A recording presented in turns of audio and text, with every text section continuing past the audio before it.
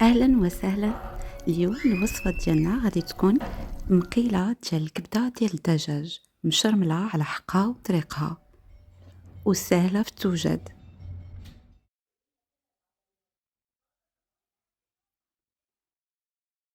في طاوة أو كسرولة غادي نسلقو الكبدة ديال الدجاج مع ورق الرند والخل. من بعد غنسقطروهم ونقطعوهم. في مقيلة غنديرو البصلة مشلضة رقيق، وغادي نحكو عليها 3 دريسات ديال الثوم لأن الطاجين كيبغي الثومة بزاف. غادي نزيدو خويط ديال الزيت البلدية وغنخليوها تشحر مع شوية المعدنوس والقزبر.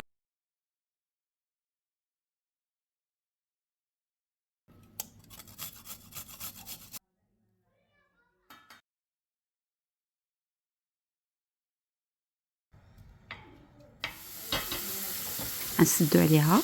من بعد غادي نضيفو قطع الدجاج، قطع كبد الدجاج اللي حنايا سلقنا.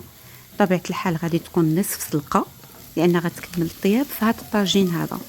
من بعد غادي نزيدو التوابل اللازمة اللي هي الكمون، التحميرة، الملحة، الخرقوم، سكينجبير وشوية ديال الزعتر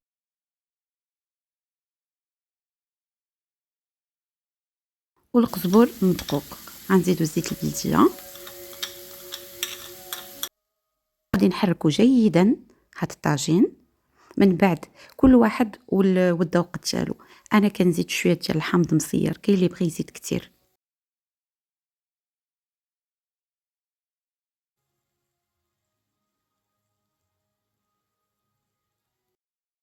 غادي نحركو مزيان ونسدو عليها عاوتاني ونخليوها كتقلى.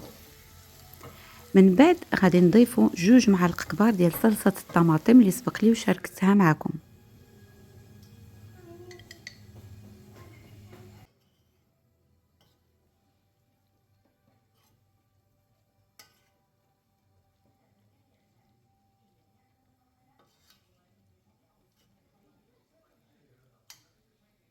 ونغطيو على الطاجين ديالنا ونخليوه يتقلى على راحته. وهذه هي النتيجة، وشهية طيبة.